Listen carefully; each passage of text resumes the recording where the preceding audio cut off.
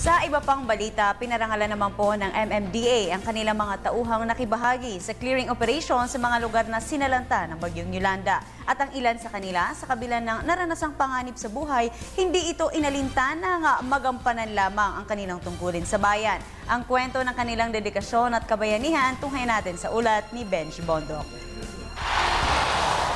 Kahit bahagyang naparalisa ang kalahati ng kanyang katawan, buo ang loob ni Mang Danilo na umayuda sa mga nangangailangan nating kababayan sa Tacloban.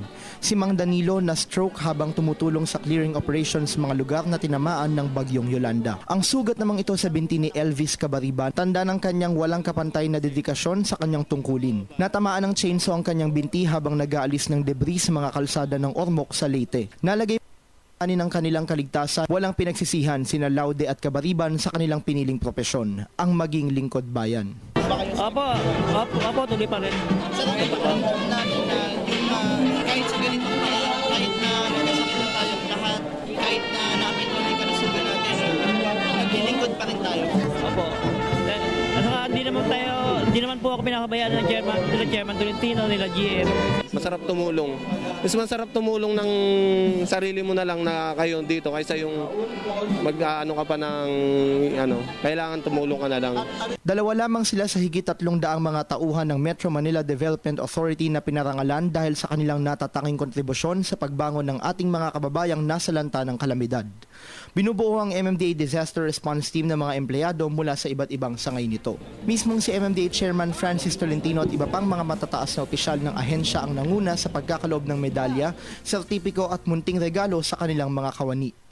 Buong puso namang tinanggap ng mga ito ang parangal at nagpaabot ng kanilang pasasalamat ang mga pinarangalan dahil sa walang patid na suporta ng pamunuan ng MMDA sa kanila. Partikular na tinutukan ng MMDA ang search and rescue, cadaver retrieval, debris clearing, pagbibigay ng supply ng malinis na tubig at pagsasaayos ng mga daan at establishmento sa mga bayang tinamaan ng bagyo. Nanatili ang mga ito sa mga naturang lugar sa loob ng halos isang buwan. Sa ngayon, patuloy rin ang ahensya sa pagtulong sa mga ito sa pamamagitan ng ADAP a Municipality Program.